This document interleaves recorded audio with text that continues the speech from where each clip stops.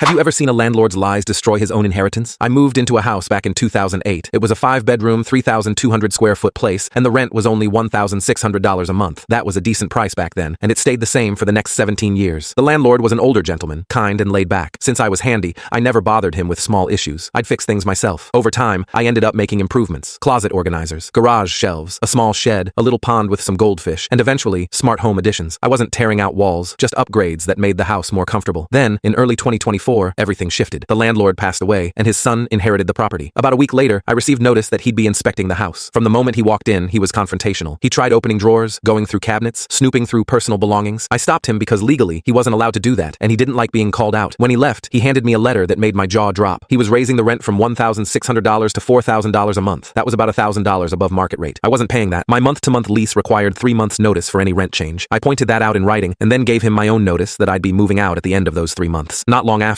an eviction notice showed up at my door. Since he couldn't legally evict me without 3 months' notice, he tried to claim cause. His reasoning? Alleged unauthorized modifications. Specifically, he pointed to the back door where I had installed a dog door. That would have been laughable if it weren't so stressful. I still had the original door stored in the garage, and I had written permission from his father. Still, when we ended up in court, the judge gave me 30 days to move out, or the eviction would be granted. But here's the key part. The judge added a direct order that all modifications must be restored to the original. That one line changed everything. I took it literally. Every upgrade I had made came out. The smart plugs, thermostats, outlets, and bulbs were replaced with standard basics. The custom closet systems were dismantled. The garage shelving came down. The shed I had built in the backyard was sold to a neighbor with a flatbed truck. The pond was drained, filled in, and covered with sod. The upgraded appliances were swapped back for the basic models I had saved in storage. By the time I moved out, the house looked exactly like it did the day I moved in back in 2008. The landlord's son was furious. He sued me, claiming it was illegal to remove improvements because once something is attached to a property, it legally becomes part of it. But my lawyer walked into court with the judge's own words. All modifications must be restored to the original. On top of that, I had receipts for every single upgrade, proving that I had bought and installed all of it myself. The judge sided with me instantly. Case dismissed, and the landlord's son was ordered to pay my legal fees. A few months later, I got a call out of the blue. It was his sister. Some of my old mail had arrived at the house, and she wanted to make sure I got it. During our short conversation, she told me something shocking. The house wasn't just his. It was inherited equally by 4 siblings. He had lied to all of them. He told them the house had negative equity, that selling it would yield nothing, and that it was essentially worthless. In reality, the house was paid off and worth around $700,000. His plan was simple: drive me out with the massive rent hike, then flip the house to a rental investment company. He already had a deal lined up, and that deal included all the upgrades I had made. Once I stripped them out, he couldn't deliver. His siblings eventually took him to court. Since all 4 were listed as owners, they were all named in the lawsuit. That's how everyone discovered the truth about his scheme. In the end, the house sold for about $550,000. His 3 siblings split the money between them. He got nothing, on the condition that they wouldn't pursue fraud charges. His greed not only pushed me out, but also cost him his share of the inheritance, all because he couldn't resist trying to squeeze one more person for money.